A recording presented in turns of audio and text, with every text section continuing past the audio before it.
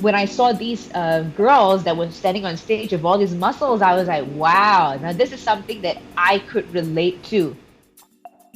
So, tell us a little bit on your childhood and your growing years. What is your background, Linora? I've always wanted to be some sort of athlete when I was younger, but never really got the chance to. I grew up where I enjoyed a lot of time with eating and just basically enjoyed everything. That was my childhood. I was very impressionable, and that kind of came into how I am today, where I'm such an extrovert. I just loved being with people, and I love taking the energy from people. From your childhood right to college, and from college to radio station, how did you end up in a radio station? I started as a brand planner. That was my first job. Stayed there for a year, and then I said, nope, I want to go ahead and reach for my dreams and go into full-blown acting and just try. I did a course in acting with Joe Hasham at KL and then after that I acted with a Christian drama group called Footstool Players, and then from there I did small jobs in between. Then you come to radio announcing. It was actually just there. It was an audition that was happening. So my friend and I was like, oh, let's go try. You just never know. So we went, tried out for it. They were like, oh, okay, you can talk, come back, because they said we want you to be in, you made it into the top 10. So would you like to come in and do one of the other shows? I was like, oh, sure. So that's how I got my first foot into radio, and then the rest is history. So how long were you in radio?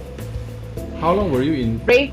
Yeah. Radio altogether, it was 6 years. I was 2 years with Red FM, and then after that, I moved over to Mix FM for 4 years. Tell us about Crazy Rich Asian. You were so close of getting one part, right? No!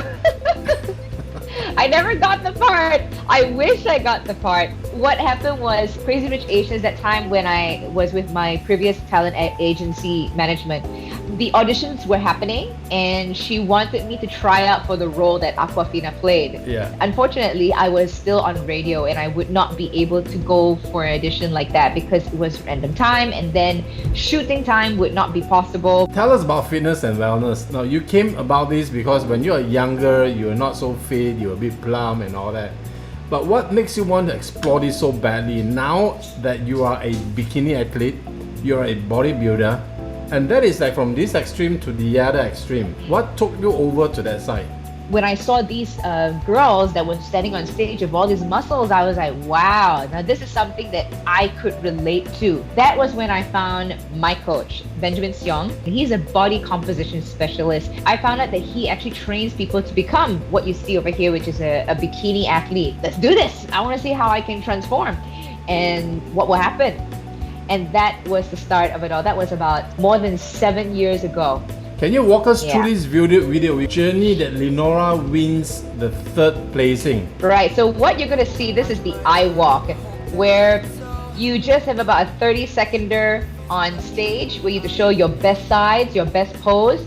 So here I'm showing the side pose, and now I'm going to the back pose. Then after that, from the eye walk, now is where you have all the girls, so the judges will see every single girl on stage, and you have to pose your bum off. You have to really pose and showcase every single bit of muscle that you can try and contract in your brain. And then after that, they go like, okay, can you all just walk to the back, please?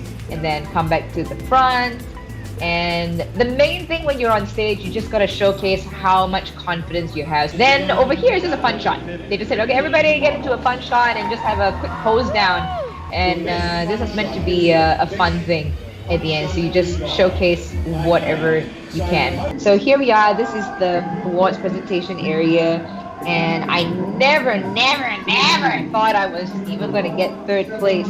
A lot of things happened during that time frame that you would have to watch the vlog to understand a bit more, because it's just too much to explain. Let's move on to the brand ambassador part. Now tell us a little bit about this, about being a brand ambassador. Basically, as the representative for Under Armour or for any brand, you are meant to be the spokesperson. You're the one that would talk about them. You would mention, I look at it as where you're educating the public about the brand.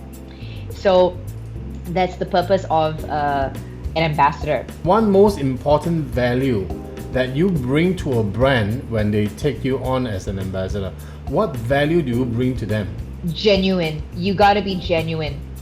You got to make sure you know what you're about, and whoever that you're reaching to, it has to come because you genuinely believe. You are the 100 most influential creator in Malaysia. How does this come by, the 100 most influential creators in Malaysia? I don't know, honestly. I can't really give an answer to this, but I'll just go with whatever that I put out. I always want to make sure, and this is one of the key values that I hold to my social media. My social media is a platform, it's a voice, and I think it's very important of how you use that voice to educate and to give value to people. And it should be something that can edify people. You have a very active YouTube channel that teaches people how to train at home. The main point, once again, I'm looking at all these platforms. It's the opportunity to share experiences, share thoughts, and also open up conversations. My YouTube channel is not just about training, it's about everything in life. Now, I'm not going to say in general, it's things that I feel should be put out to people, that we should have a discussion about. You are a personal coach. You coach people on training, but also on nutrition. Now, tell us a little bit about training nutrition. What is it, and how does it affect a human body? Okay, first of all, I'm going to make a disclaimer that I'm not a nutritionist. I can give advice about nutrition based on what I have learned. If for a person, usually it's like, okay, I want to lose weight, and then you try a diet, and then after that you find the diet really hard, and then after that you put on more weight, and then you get depressed, and then suddenly next thing you know, you're trying a new diet all over again. So this is the vicious cycle. In the end, what I really want to help teach is how to make it sustainable to your lifestyle.